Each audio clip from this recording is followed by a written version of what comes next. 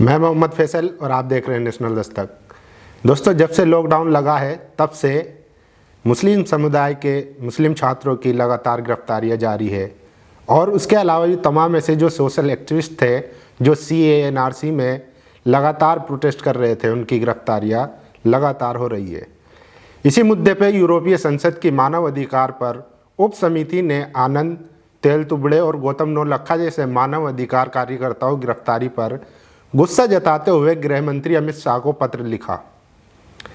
पत्र में दिल्ली पुलिस द्वारा कई छात्र नेताओं की असंवैधानिक गिरफ्तारी का मुद्दा भी उठाया गया है। यूरोपीय संसद की मानव अधिकार समिति दुनिया भर में बुनियादी अधिकारों की रक्षा के लिए काम करती है और जहां भी इसका उल्लंघन होता है उस पर एक्शन लेती है। भारत में मानव अधिकारों के उल्लंघन पर चिंता जताते हुए संसदीय समिति की अध्यक्ष मैरी अरेना ने लिखा है कि आनंद तेलतुबड़े और गौतम नौलखा जैसे कार्यकर्ताओं की नेशनल इन्वेस्टिगेशन एजेंसी यानी कि NI द्वारा गिरफ्तारी गंभीर मामला है। पत्र में कहा गया है कि मानव अधिकार कार्यकर्ताओं का शोषण किया जा रहा है और उन्हें धमकाया जा रहा है, जिस कारण वे गरीब जनता की आवाज़ नहीं उठा पा रहे हैं। पत्र में आगे कहा गया है कि इन कार्यकर्ताओं को खामोश कराने के लिए उन पर आतंकवाद के आरोप लगाए जा रहे हैं और UAPA जैसे काले कानून का गलत इस्तेमाल किया जा रहा है। मैरी अरेना यूरोपीय संसद में 2014 से बेल्जियम की सदस्य है। उन्होंने आगे कहा है कि यूरोपीय संसद ने इस बात को महसूस किया है कि जैसे नागरिकता संशोधन कानून मोदी सरकार की नीतियों और सरकारी कार्रवाइयों के खिलाफ होने वाले शांतिपूर्ण विरोध प्रदर्शन में हिस्सा लेने पर लोगों के साथ आतंकी जैसा बर्ताव किया जा रहा है और उनकी गिरफ्तारियां की जा रही है। अमित शाह को लिखे पत्र में अरेना ने कहा कि सफूरा जरगर, गुलफिसा फातिमा, खालिद सैफी, मिरान हैदर, सिफाउर रहमान, डॉक्टर कफील खान, आसिफ इकबाल तन्हा और सरजील इमाम जैसे कई लोगों को पुलिस ने गिरफ्तार किया है। पत्र में लिखा गया है कि इससे लगता है कि कुछ कानून से सरकार को मनमाने अधिकार मिल गए हैं जिसका दुरुपयोग कर सरकारी एजेंसियां कर रही है जिनका दुरुपयोग सरकारी एजेंसियां कर रही है। UAPA कानून की तरफ इशारा करते हुए अरेना ने कहा है कि UAPA की डरावनी व्याख्या के कारण सरकारी एजेंसियों को असीमित अधिकार मिल गए हैं जिनका मनमाना इस्तेमाल किया जा रहा है।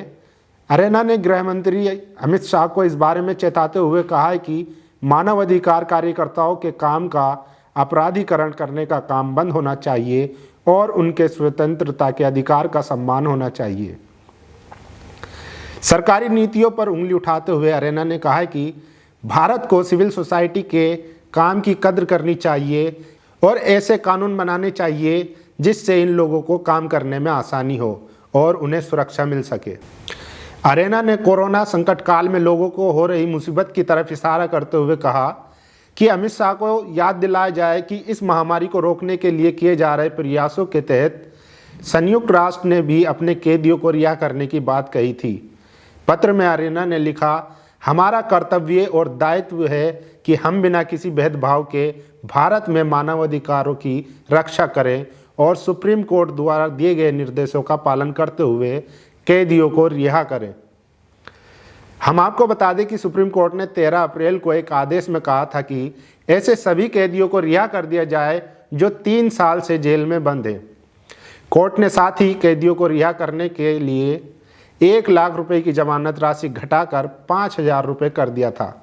अब आप इस बात से अंदाज़ा लगा सकते हैं कि मोदी सरकार ने भारत का कितना नाम रोशन किया और दुनिया भर में भारत का नाम धूमिल कराने पर तुली हुई है। ये कोई पहला मौका नहीं है जब भारत को किसी बाहरी संस्था या देश ने फटकार लगाई हो। इससे पहले भी कश्मीर में मानव अधिकारों के हनन पर मोदी सरकार को फटकार लगाई जा चुकी है। हाल ही के दिनों में अरब देशों ने भी भक्तों पर कड़ी कार्रवाई की थी जिसमें कई लोगों को अपनी नौकरी से भी हाथ धोना पड़ा था और ये सब हुआ सिर्फ मुसलमानों से नफरत के चलते।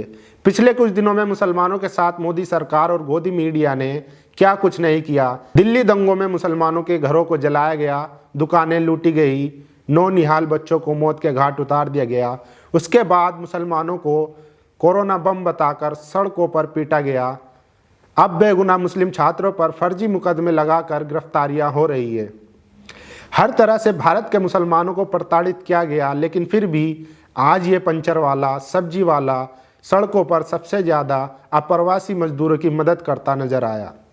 आज भारत का हर नागरिक ये बात मान रहा है कि लॉकडाउन में सबसे ज़्यादा मदद मुसलमानों ने की है, यहाँ तक कि कई भक्तों ने भी इस बात को स्वीकारा है। अब आपको तय करना है कि आपको कौन से भारत में रहना है, जहाँ पर हिंदू मुसलमान के नाम पर खून बहाया जाता हो या बुरे वक्त में आपके साथ कंधे से कंधा मिलाकर खड़ा हो। अगर हाँ तो उठिए और सत्ता में बैठे जालिमों से सवाल कीजिए, पूछिए जो लोग सड़कों पर मर रहे हैं इनका जिम्मेदार कौन है। इस मुद्दे पर आपकी क्या प्रतिक्रिया है? आप अपनी प्रतिक्रिया जरूर दें और ऐसी तमाम खबरों को देखने के लिए जुड़े रहिए नेशनल दस्तक के साथ। नेशनल दस्तक की आपसे गुजारिश है कि अगर इसको बचाना चाहते हैं तो नेशनल दस्तक को सब्सक्राइब करने के लिए रेड कलर के सब्सक्राइब बटन को दबाएं, फिर बेल आइकन की घंटी दबाएं। नेशनल दस्तक को बचाने के लिए बहुत जरूरी है कि हर खबर को शेयर करें, लाइक करें, कमेंट जरूर करें।